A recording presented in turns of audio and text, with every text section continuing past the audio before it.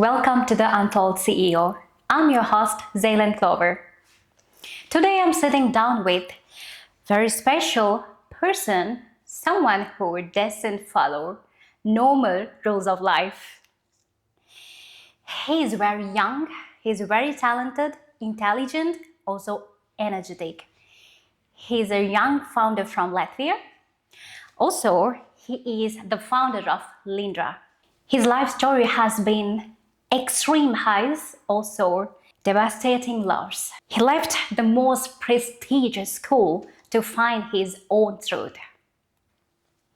He built businesses, also faced health collapse, and he's now trying to use AI to make humanity smarter. But I want to know who is the boy behind the machines. Please welcome Jaroslavs Benedikts. Aiboan. Yeah, thank you. Okay, Aiboan means a greeting from Sri Lanka. Okay. We wish for long life. Oh, okay. Okay. Thanks. All right. Ben, I will call you Ben. Yeah. Sure. So thank you for being here. Thank you for accepting my invitation. It's really an honor to me. Thank you for having me. I want to start with, where were you born and raised? Yeah, so I'm as Latvian as it gets. I was born in Riga, and for my entire life I lived in Riga. I was raised in Riga, pretty much also in the same neighborhood where my family still lives. Currently, I'm moving and kind of already moved to Vilnius in Lithuania. But yeah, for the 20 years of my life, I've been purely in Latvia. And yeah. Purely in Latvia. Yeah. What was like growing up in your house? Like, what did your parents do? So my father was a professor. He teaches ethics, logic, history of law, stuff like that. Currently in the police academy, also police tactics, I guess. And my mother was, she worked with people who suffered from family violence, like at home. So yeah, the grandmother we are living with is a school teacher. So yeah, nothing special, a regular house, regular neighborhood, nothing too special. Yeah, you know what? But your father is philosopher, right? Your father is professor, he is. And your mother spent her life for helping victims of abuse. Yeah, Exactly. exactly. So that is heavy house to me. I feel like this is heavy house. And how did you feel it like? Like, I wouldn't say it was heavy. Like, honestly, we went on super well. I don't think we actually had any decent argument in the house. So like a good, loving family where my parents actually, before I was born, actually learned how to raise a person, like a child. I still find their books on how to raise children. And yeah, so in such sense, I wouldn't say it was heavy. Just having smart parents, both I think were graduated like university for the masters with a master's degree. Like, I would say exactly the opposite. It was quite a pleasure and quite easy living with such parents, because then they actually cared. They actually thought through things and not just left you just to. He'll grow up, like, unless he does, it's gonna be all right. All right. So that was, what is the relationship with your mother and father? It's like kind of distance or kind of close? Yeah, so I would say we're all super close. Before that, I was closer with my mother. I think, excluding the last 5 years. Just because my mother was more at home, more being with me and my sister. And my father, usually he was such kind of a person where I went to my mother for like support and stuff, and then I could go to my father, so he would criticize me, like constructively if I did get something wrong. So he did, I think, kind of behave towards me as if I would be an older person. But then, yeah, so I would say I'm super close with my parents. We don't have any problems, conflicts, or anything. So in such sense, yeah. Okay, that's amazing. I thought before I come to this interview, I thought, all right, maybe he feel like lonely because his father and also his mother is working for others, and then you feel like lonely. Okay, I have Eli. Yeah, that's Not at all, not at all. So, like, they did try to spend as much time, as much resources on kind of raising me and then my I got sister. you. Yeah, so it's absolutely not the case. Yeah. Right, amazing. That's good to hear. I'm glad to hear. So before the podcast, we had little chat, Yeah. and at that time you mentioned your parents sent you kindergarten, and Yeah. because you were extraordinary. So I have one question about that. Why? Did you feel like you had to be extraordinary to be seen, to be noticed to someone, or like you want to help others like what your parents did? Yeah, so I think there are like two quite distinct questions. So in the kindergarten, actually, I was not an extraordinary child. I think I was even considered by someone more of a stupid side because I did speak Latvian. Most of the people, of the kids in the kindergarten only spoke Russian. That was a plus, but like in math and other stuff, I was even kind of not like slightly behind, but nothing special. So in the kindergarten, except for the thing that I was quite a social person always, and I did manage to get a lot of friends. Yeah, I wouldn't say I was extraordinary. Then after the kindergarten, before school, that was a time when my dad sat with me, was like, yeah, you'll learn a lot of math. And then for 2 summers in a row, I learned a lot of math, and kind of that already snowballed into me being extraordinary in school, and kind of then already keeping this up.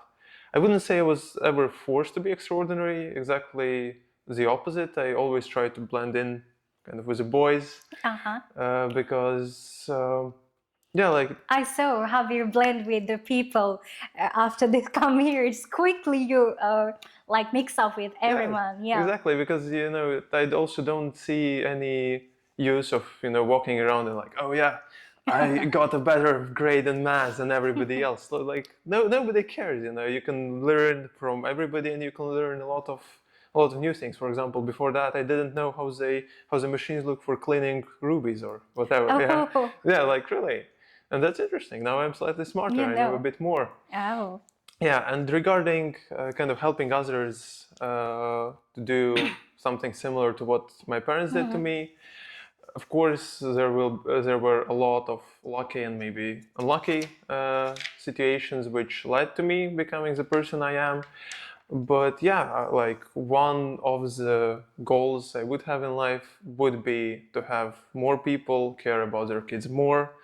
So if maybe they won't be able to raise extraordinary children, but they will raise good people. Good people. Yeah. They raise good people.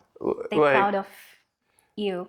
no, yeah, my parents are proud of me, but I would want, yeah, like more parents to raise also good people in the first place. Yeah. When did you first think about you need money or you need a business?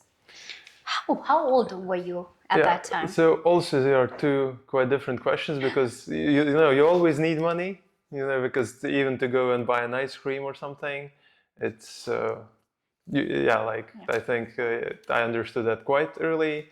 Regarding business, I still consider myself always being interested in it. So I think since the age of 5, 6, I thought that it's interesting. I thought that it's something I want to do. And yeah. At what age? So like 5 or 6 At years 5 old. or 6, Yeah. you quite understand you need money. Also, you need to start a business or something? Like, I didn't understand that I need to start it, but that was something I was interested in. So like at 5 or 6, I saw that, yeah, like would be cool to build a business. Okay, so at age of 5, you start like, I interested in business. Yeah. And how it happened, it's really amazing things. I don't know how it happened. Is That's there a very any good question. environment at your family, in your family? I wouldn't say that could have caused it, because nobody in my family is kind of a businessman. So in such sense, I was never exposed in it like kind of directly. But yeah, that was it just happened. Yeah, it just happened. And then from there, because my parents always tried to help me with my interests. What you did at the age of 5 and 6, like to do business or something?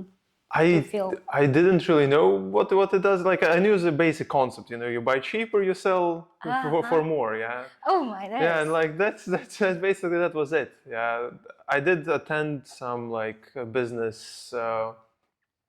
camps or something for young kids. But yeah, like it was just something I was interested in. It wasn't a plan. I didn't know how it worked. It was just, yeah, I thought that it is cool to build a Amazing. business. So at age of 5 and 6, what I did is like I started to quite funny, but to drama things. Yeah. Nice. So at my kindergarten, I'm the first person who is speaking English, and like it was amazing experience. Like, oh, I'm noticed to everyone. like that kind of mindset I had when I was 5, 6. No, but like that's quite cool. Yeah, Already. now I'm Yeah. doing some kind of similar to that now. Yeah. Yeah. So Yeah. So, did your parents support your ideas? What about that? yeah, like absolutely. So starting from some very first businesses that I did try out, my parents helped me with everything. They did support me, and they didn't like when I prioritized business over the conventional route, like over school or over university. But beside that, like, yeah, it was never, a thing of don't do business. Exactly the opposite. They always saw that it was cool, even if they didn't understand specifically what I was doing. But yeah, like they always supported me in such sense. Yeah. So as I know, at age of 11, you think about investing or saving money, savings. So at that time, your parents say, no, you have to prioritize your studies. Yeah, like at the age of 11, that was one moment when they saw that it is still too early for me to invest money.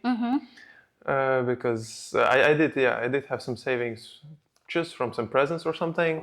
And yeah, okay, that was kind of one point that when they said that, not really, but that was also not because, that was a thing that I wanted to do myself and I could do myself.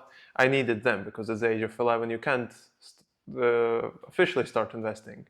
You need to be 18. So I would need to do it through them.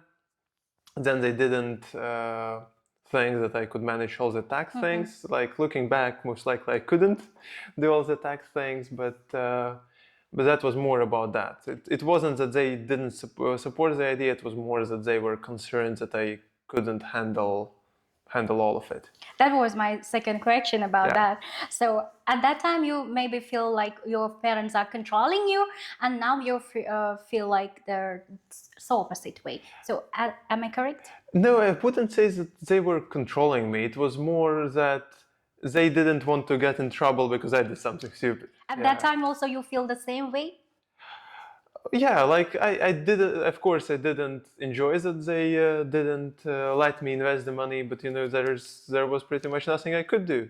You didn't get sad. You didn't feel sad about that. No, like I always. I think that's also something that comes from my parents. I always was super forgiving, and like even at that point, I understood why they decided to do that. So there is no point in being angry or anything. I did think I think I did something with that money after that, so like it wasn't wasted money or anything. So Yeah. there was no problem at all. All right.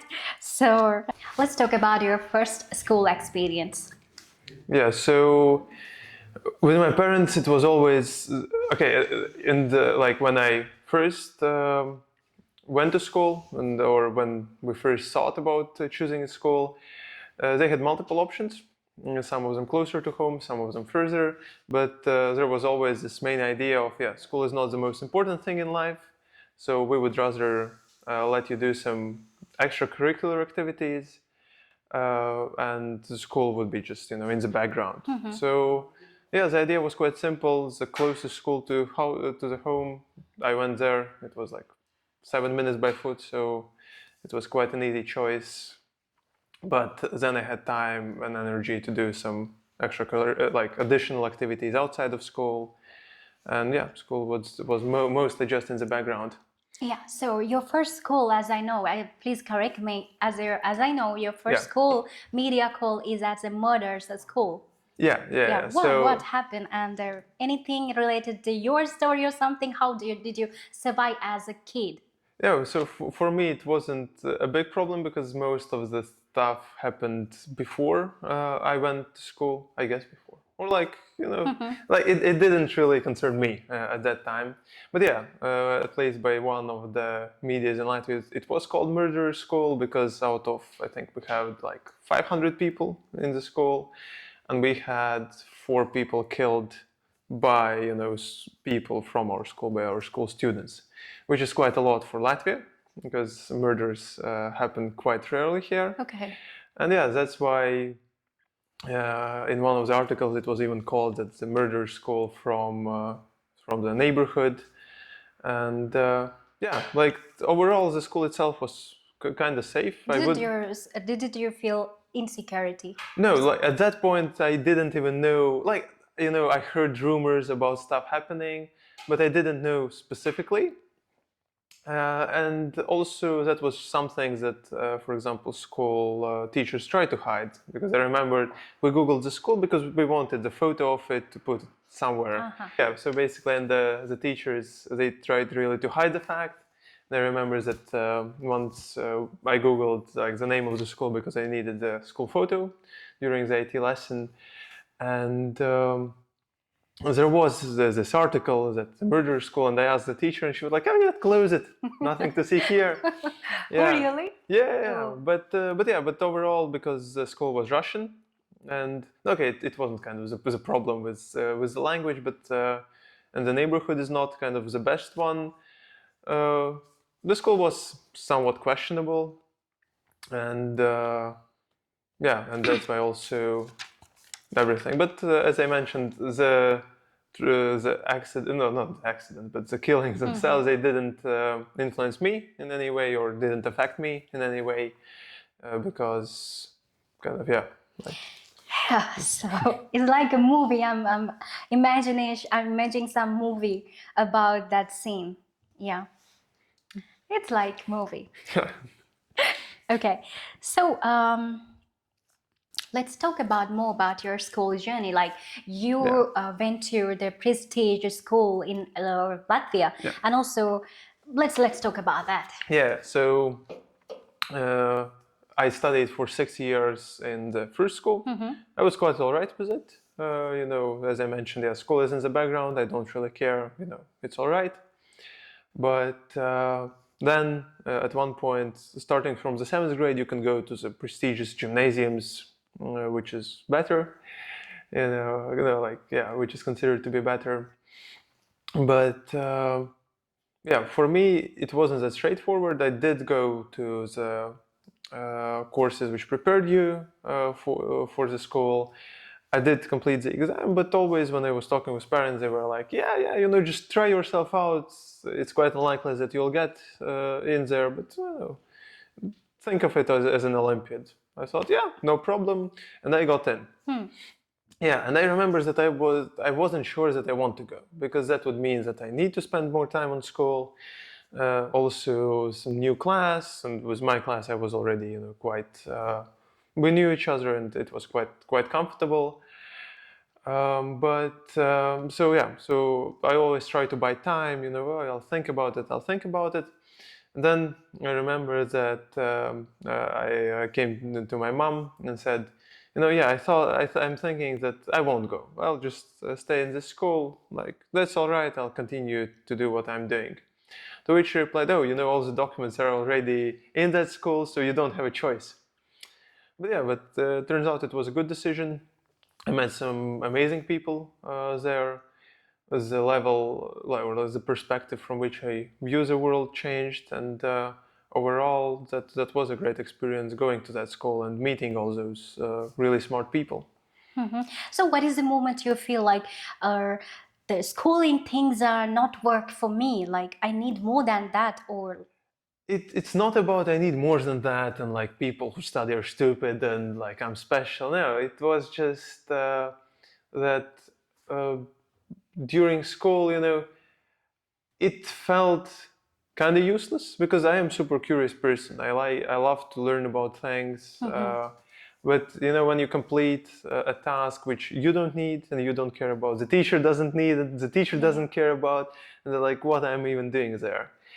I would have graduated from that school because I did quite all right in terms of grades. It's not that I'm also hating on school and I'm myself not able to perform there. No, like it wasn't a problem. But at one point I did massively overwork myself in the 11th grade, so basically a year till graduation. And I went to a hospital for a day just because I felt so bad.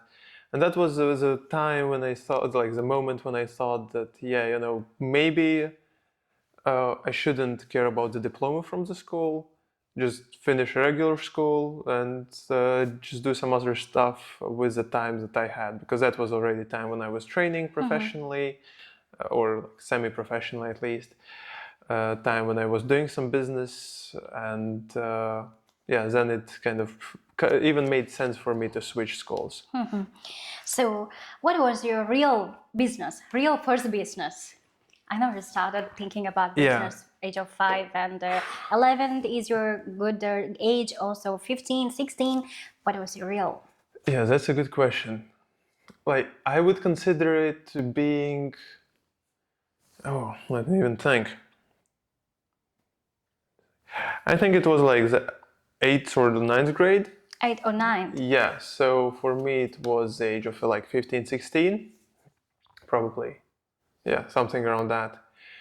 My first business, I just saw it on social media. It was like a leather thing for your technical passport, because in Latvia we have those. They're quite big and uncomfortable. And we thought, we could make like a case for it out of leather, and it just looks cool. Yeah, like there was no demand. The idea was quite stupid, but I would say that was kind of the first business that I tried. I actually like learned to work with leather for it. We did talk with some people who work with leather professionally, so like we had quite some ideas, but yeah, there was no demand for it, and due to that it failed. But it was interesting. So I would say that was my first like real business where I actually did things and not just thought about doing things. So who supports you? Who supports you? Like in the first business. Yes. So I don't remember precisely with whom I entered it. At one point, one of my friends joined me, but most of the work was done by me. The ideas were done by me. My mother supported me, saying that that's cool, do it. That's something at least she would use. My dad was skeptical about it, not in a bad way again, but like in a more realistic way. He did say that at least talk to drivers and understand whether anybody actually cares and has this problem. I didn't, yeah, but there like. And one thing I have to add about, you started to trading. Yeah, I did. And you earned dollars of profit on that. Yeah. So I think that was before that. That was like the age of 14, 15. So I did. I finally, when at that point already some brokerages started popping up in Latvia, or starting being available in Latvia. At that age, I tried to start trading. I did earn some money, then I lost some money, but in the end, I just got my account banned because I wasn't 18 at that point. So they gave all the losses back to me. So in such sense, I didn't lose money, I didn't make money, but at that point, I did have my first experience in trading and making some money actually. Great. So after that, from new wallet, Yeah. how did the startup journey happen? Like there are several startups you start. After the leather thing for the technical passport, I did start thinking about the wallet design overall. So that's when I also learned to 3D print, try to do some designs there.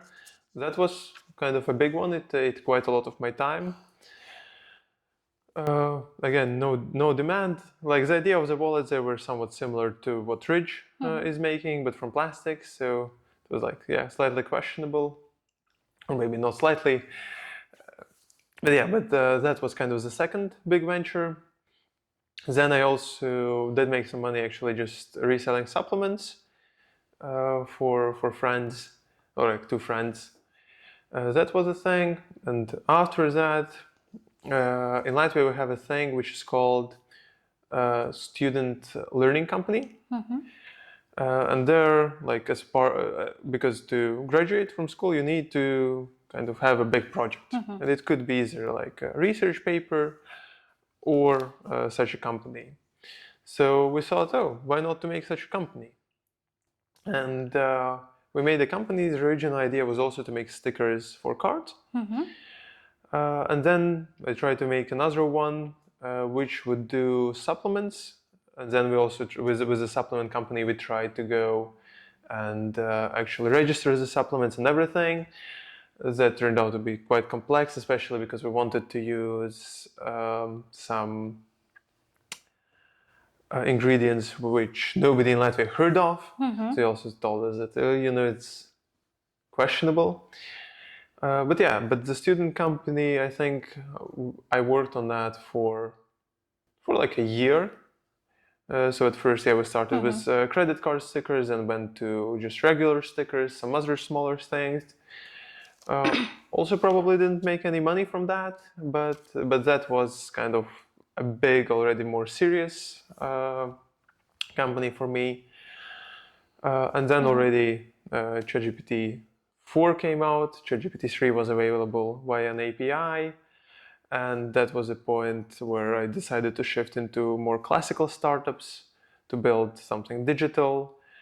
Then I had 2 failed ones, then the medical tech startup, and then kind of the Lindra that I'm currently working on mostly. All right. Lindra is currently working mostly. Yeah. That's a good point. So before that, I have one question. Yeah. So you start from wallet, from a leather wallet, and after that, step by step, coming to a huge change to software. How it happened? So it was mostly just the question of opportunities and what I knew and felt like at that point. Yeah. So with the sticker idea, it was an idea of my friend, for example, and I thought, it makes sense. Yeah. So why not to try it? Then with the first startup, which was digital, we wanted to create an AI-powered language learning app.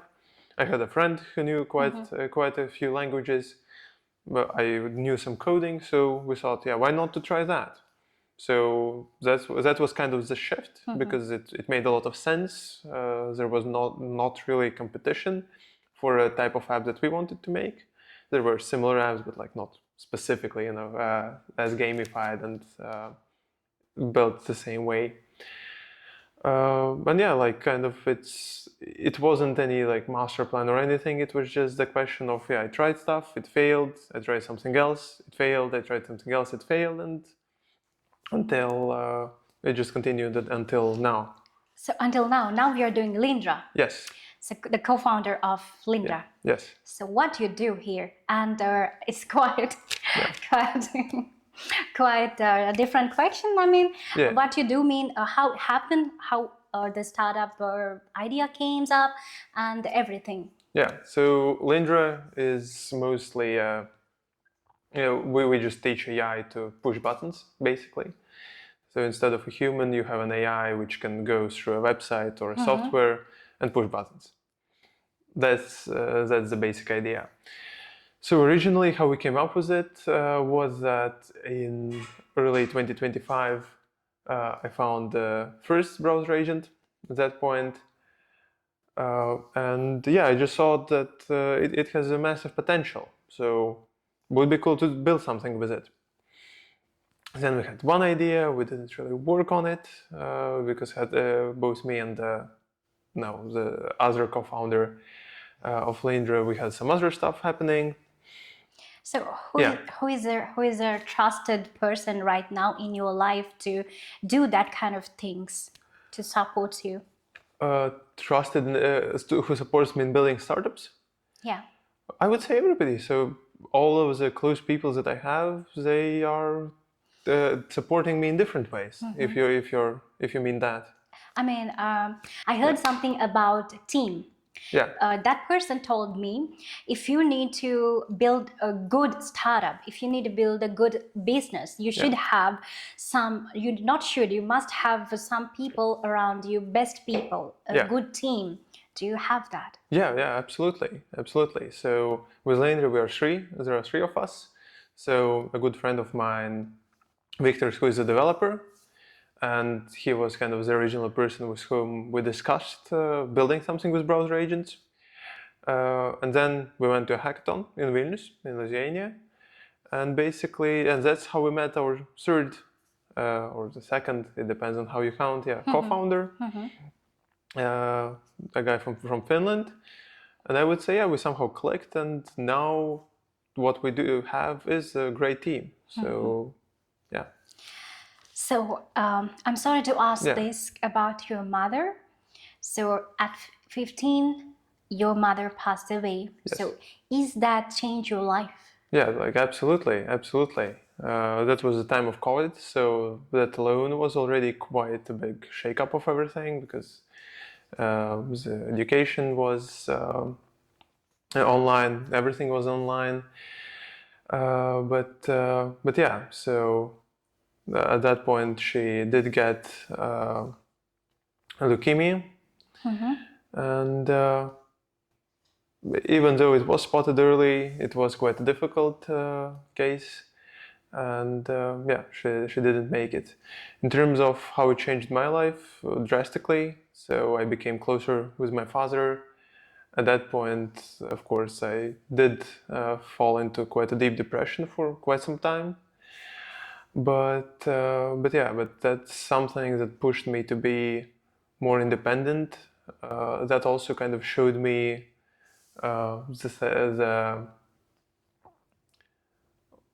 the thing that we are all mortal, so you need to do stuff now, because otherwise the things that you planned to do like sometime in the future, this time in the future might not come. Yeah, but I would say it was mainly the independence and maybe the toughness which was brought, because of course then I needed to support at least emotionally the family. It was quite a difficult period for everybody.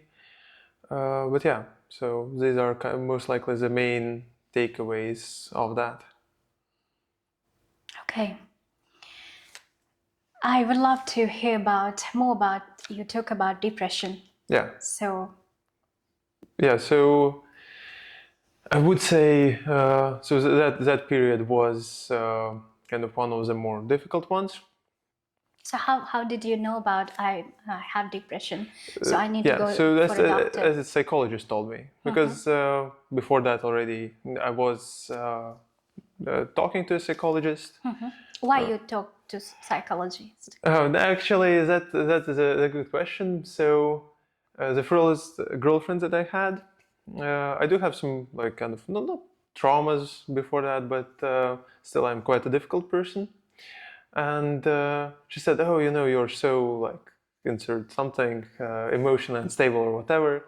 Go talk to a psychologist." I thought, yeah, that makes sense. That makes sense. And so that was kind of the first push why I went there. So I did go for quite some time. Then I had a break, and then of course there was a tragedy. Yeah. Like it was kind of obvious for everybody in the family that that would also help, at least me, because I also knew already the psychologist. So that was the time when we thought that You need someone's help. yeah, basically. And that's How why I did you returned. feel like when the psychologist say you have depression? Like that happens, like for me, I really don't like when people feel sorry for me. Yeah, so even at that point it was like, okay, so this is a situation, we work with it. Yeah, it wasn't easy a lot. My dad helped a lot with that, so that was also the time when we became closer to each other. But yeah, but that was a point. But yeah, basically that's how it went. That's how Yeah. it went. So what you have to say to kids, teenagers who has that kind of situation right now? Whew, that is a very good question. Like one of the things that's kind of still stayed with me, at least a quote, is that this is not a thing that passes away. Like once you have this experience, it stays with you. So it's not something you'll forget. It's not something you will later say, oh, like you'll always have this nagging feeling about it. It will always make you sad. Yeah. So there are a couple of things. Yeah, first of all, don't fight it. For me, it was also a big question because I thought maybe I should feel kind of express more sorrows than I did. Probably just express as much sorrow as you're comfortable with. You're not. It's not like you are forced to express it, and it's not like you must be sad, otherwise you are a bad person. No, and most likely the person who passed away, they wouldn't want you depressed. At least that's how I'm thinking about it. They wouldn't want you to move on despite everything. So yeah, so take your time. At that point, don't think about all the aims and goals and everything. Take your time, understand the situation, work with it, and later on you'll just naturally come out of it. I think there was a good quote by Winston Churchill that if you're in hell, just keep going. Here also, think about what this person would want you to do, or what this person would want you to be, and just do that. Okay, so the first one is don't fight with yourself. The second one is take times. Take your time. Pretty much. Okay. Is that the people helped you around? I'm not talking about the parents. I'm not talking about your siblings. Your friends and your girlfriend. What kind of support they? Yeah, so with girlfriends, that's a whole other story. Because for me, it was always that while I'm single, a lot of stuff is happening. Then I get a girlfriend, then it's kind of slows down. Then we break up again. Massive growth. But yeah, regarding friends, a bit of everything. So I met a lot of cool people throughout my life. A lot of people I am super grateful for, and it spanned through everything. Some friends just helped me, just listen to me when I ranted about stuff. Some friends actually helped me with some connections, helped me understand the startup ecosystem, how everything worked in the world. Some friends challenged me and my beliefs, maybe by also critiquing me or something else. So a lot of different things, and it would be even difficult for me to pinpoint certain people. No, there are people who of course influenced me more than others and helped me more than others, but yeah, everybody helped me in a different way. Somebody even just maybe did cool things themselves, and that forced me to do cool things, because if they're doing cool things, why can't I? Yeah, so in that sense, of course, I would say the people who are the closest to me currently are probably the people who also helped me and supported me the most throughout the years. But yeah.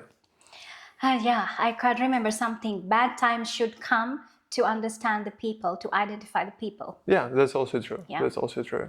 You're very young, also you work hard, but sometimes you feel, I can't do this anymore. I want to stop. Is that kind of feeling you had? Yeah, so for me, yes, a couple of times in life, but at least not lately at all, because even though it is difficult and everything, first of all, of course, it makes it interesting, because if you would one day wake up, and you have like 10 million in the bank, so like, what's the fun in that? The journey itself is fun. And the second thing, I love what I do. Yeah, so even though it's difficult, yeah, but like it kind of comes into one. So I like what I'm doing. It is challenging, yes, but it also makes it interesting. So giving up, yeah, I did give up on many businesses before. So like, of course, it makes sense, but it's not like I want to throw off hands and say that I want to give up on life, never do business, and just sit at home and do what? I don't know, like play video games. No, not really. Okay, so apart from your personal life, have you ever feel like, I feel like I can't do this? I'm talking about the personal life, not about the business life. I can't do this anymore. Also, I feel lonely even if you have many people surrounded by. So yeah, they are also kind of two quite distinct questions, because on one hand, yeah, there was a point in time, I think, when I was young, like 12, 13, 14 probably, when I thought that, oh yeah, I can't do this anymore. Okay, if we don't count in school and university, like I always had a problem with there, that I didn't want to do that. But that's a whole, like, that's not really the personal life. But yeah, like after that, not really, because even the hardships and everything. Once again, it makes it's interesting, and also then you have the spectrum of emotions, kind of. And if you're afraid of all the difficult things, hard things, things that make you sad, maybe, and you try to experience only the top part, which is the happiness, the sadness, the victories, then also you can't feel the life fully. You kind of, yeah, you probably feel good, but you don't experience the full spectrum of emotions. And I think experiencing the full spectrum of emotions, even though sometimes it's quite uncomfortable, but it's nicer. Just because then you can feel more alive, because you feel stuff, and you feel stuff strongly, not only in one direction. Okay, so I want to ask about something about my personal life, okay? Yeah. So most of the time I have people surrounded by myself, but they help me, they motivate me, but most of the time I feel like no one for me. I feel alone, and like I'm in a sea and I'm the only person in the world. Yeah. Like that kind of feeling. So do you feel like that, or if you have anything to advise me, please advise. Yeah, no, so for myself personally, sometimes yes, but it's usually that after a day or something, when you do talk with people, you come home. No, I come home and then I might feel sad, or especially now with all the moving, I don't have so many friends in Lithuania, and it might feel a bit lonely. But so of course, one thing is being comfortable with yourself, loving yourself and all of this, that nice things. But another thing I would say, just relaxing helps. Just mentally, don't overthink things, and sometimes it helps, because it's not really connected to this, but in some other cases, if you think too much about why do people act about, like, I don't know, money is kind of worthless and it only is part of our psychology. If you think too much about that, it becomes really difficult to live, because then you think about stuff too much. So here, of course, it really depends on a lot of things, but while you are with people, I would just, at least I think for me, it would help myself just relax and kind of, the cliche, be in the moment. Be in the moment. Yeah, don't think that much about all of that stuff. Thank you. Thank you so much. So, I don't know whether that's the best advice, honestly. But it's really good. You know what? I'm Buddhism. I'm Buddhism. Oh, yeah. okay. So in Buddhism, I'm not talking about religion, but in Buddhism, Buddha taught us like being in the moment. I was thinking how he knows about that. But yes, it's the real life advice. Yeah. Okay. Yeah. Thank you. Interesting. Yeah.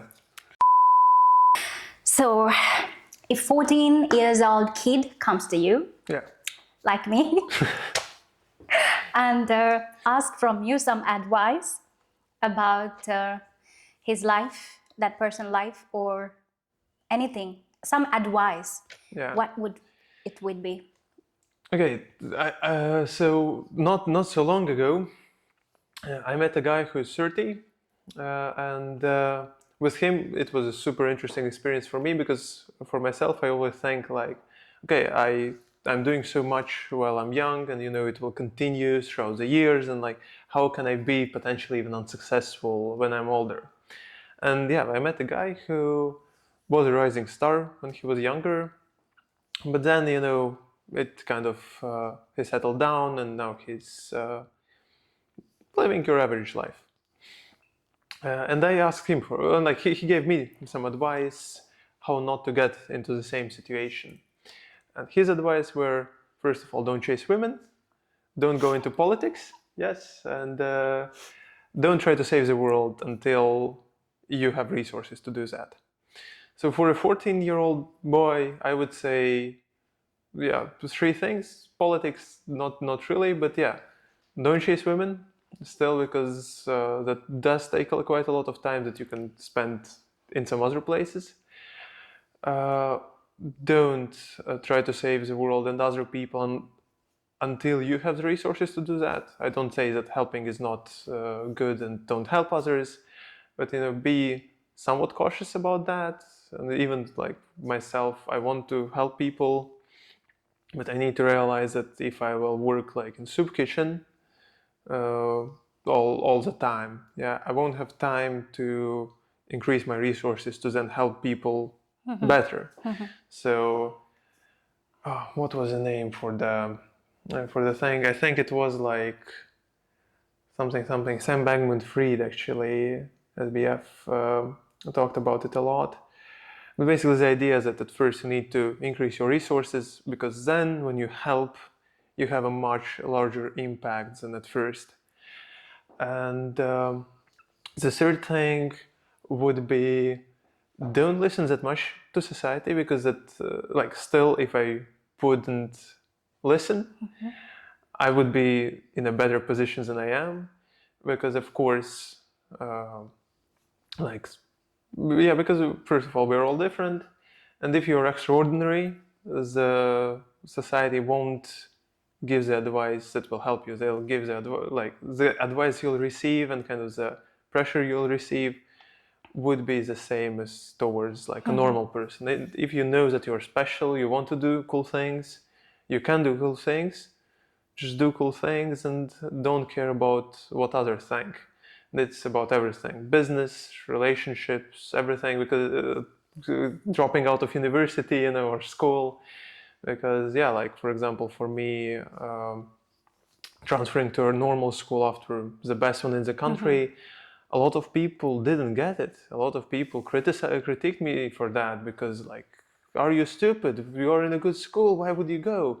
Oh, maybe it's because you are not smart enough to study there.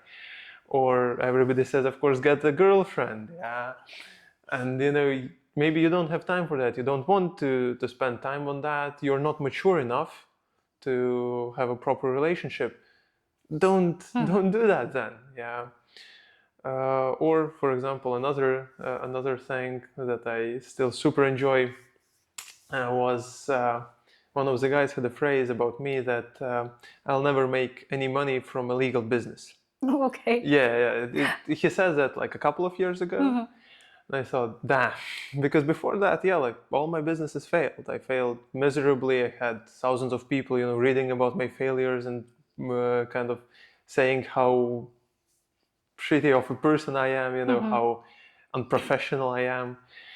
But yeah, like, just don't listen to that, because farmers shouldn't care about what's the sheep's opinion, Okay. So here's kind of a similar thing, that if you want to do great things, listen to great people. Don't listen to people who are not that great. Amazing. Yeah. 4 advices. Don't chase women. Don't go politics. Forget the third thing. Don't ask social things. Don't try to save the world. Yeah. Before you can actually do that properly. Properly. And fourth one is Don't ask social's opinion. Yeah, pretty much. Those are really brilliant advices, isn't it? I guess. Yes. But Okay. regarding the politics, I don't think that a lot of 14-year. Oh no, even those there are. Yeah. Okay. Yeah. Let's leave it in there. You know what? When I was a kid, like 10 years old, I was thinking about I must become a Sri Lankan president, and it's keep going until 18, Oh, okay, 19. fair. Yes. And I was worked for some party as well. Oh, okay. Yes. But it's really stupid things that I understand. It's really stupid. Yeah. No. But you understand that with time, at that point you're thinking, oh, but like politicians, it's so cool. You have power. You're earning money for just sitting in the Congress and pressing buttons. It's like you get your own security and the driver. Like that's amazing. But then you later, when you grow up, you realize that like it's no wonder that people hate politicians. And that also. Yeah, like considering how it's going, it won't be great experience for most people. Yeah, it won't be. Yeah. So my last question: how do you feel love? Oh, that's a good one. Yeah, I think that's a combination, because like I'm very into anatomy and I do feel my body and understand my body quite a lot. So that's a combination of everything. And of course, like love is different. And a love from a friend, which I would still consider love. It's not something that you maybe feel that much inside of you physically, but that's something that you kind of you know that. You just know that. Yeah. Like here, even myself, with all the understanding of how my body reacts to stuff, here I still didn't catch the precise physical feeling. But mentally, that's a person who's always there for you. That's a person who supports you, who doesn't trash you when you fail, which some people do. Yeah. So that's one thing. And then like with time, you also, like I think with a friend, you also don't think that much, like in the moment, specifically about, oh yeah, like this person, he's such a good friend and everything. But in the background, you always know that he's there, that he got you, and things like that. With family, of course, everybody expresses love differently. Like at least in my family, so they're like, especially within the family, I think but that actually goes for everything.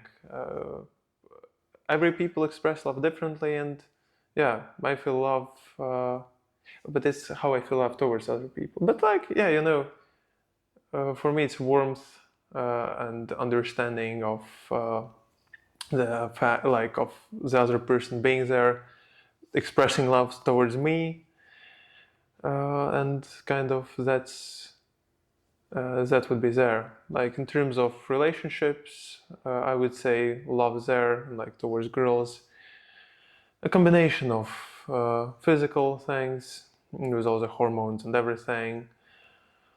Outside of that, it depends. It depends. I would say it's also a combination of kind of the friends love and the family love, where you also have the warmth. You also know that they are there for you. They also express their own love in a certain way. Yeah, that's not something I was thinking a lot about, because somehow, once you feel it, you just feel it. Like for me, I kind of realized how this feels, and even though I can't maybe describe it that well, I just understand that, okay, like this is the feeling of love. But probably that's something I'll need to think a bit more about it, because that's a good question. Thank you. Thank you for being open, and thank you for your advices and everything. And think about again that question Yeah. at home. Yeah, absolutely. Ben, thank you so much for being here and also being so open, being so energetic, being so warm, and thank you so much for everything. And I have kind invitation in another day when you go another milestone. I will invite you like this moment, like this kind of podcast. I will also upgrade more than that today. So let's meet again. Sure. Thanks for you. having me. Thank you so much.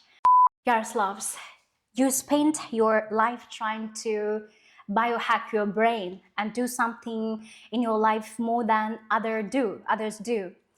So, but today I saw the audience will see after watching this video how your inner life, how your childhood, how your teenage, true you, real you. So thank you for sharing the part of your story that don't make it into pitch decks. Keep building, but don't forget the boy who you were. This was Jaroslavs Benedikts. I'm Zainab Clover. This is the Untold CEO.